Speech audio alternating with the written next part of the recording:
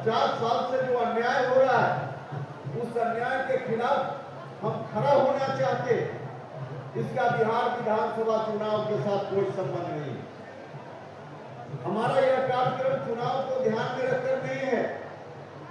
संवैधानिक अधिकार परिसीमन सुधार, हम इसकी बात पिछले 3-4 महीनों से कर रहे हैं।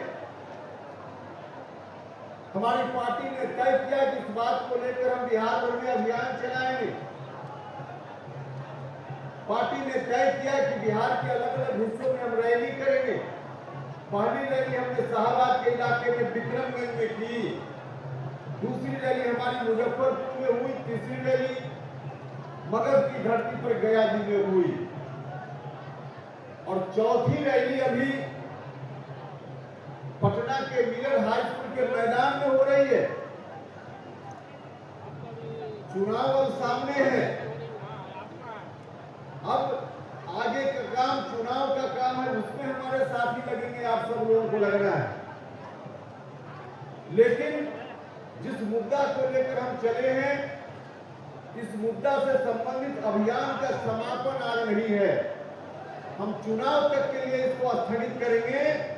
बिहार विधानसभा चुनाव के बाद परिसीमन सुधार का विषय हमारा फिर आगे जारी रहेगा, अभियान हमारा आगे जारी रहेगा।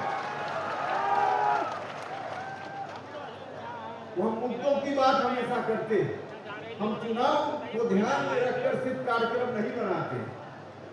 2011 में जो जनगणना हुई, उसकी जो रिपोर्ट है, उस रिपोर्ट के आधार पर अगर परिसीमन होता तो हमारे बिहार में 40 लोकसभा क्षेत्र जो अभी वर्तमान में है, इसकी जगह कम से कम 60 लोकसभा क्षेत्रों की संख्या होती। 60 हमारे बिहार के किसी भी पार्टी के लोग हों, जाकर संसद में लोकसभा में सिर्फ 40 लोग अभी जाकर बिहार के हक की बात करते हैं। परिसीमन अगर हुआ रहता, जो पुरानी व्यवस्था संविधान में थी उसके अनुसार, तो अभी कम से कम 60 लोग एमपी बनकर लोकसभा में हमारे बिहार के होते और बिहार के हक की बात वहां करते। तो जहां 60 लोग होते, 40 लोग कर रहे हैं। योजना भी कई उस तरह की बनती है सरकारों के द्वारा, जितना लोकसभा क्षेत्र उस तरह से योजना, तो कम लोकसभा क्षेत्र तो कम योजना का लाभ, कम योजना का लाभ। यह अन्याय हो रहा है पिछले 50 वर्षों से। इस अन्याय को रोकना है कि नहीं रोकना है?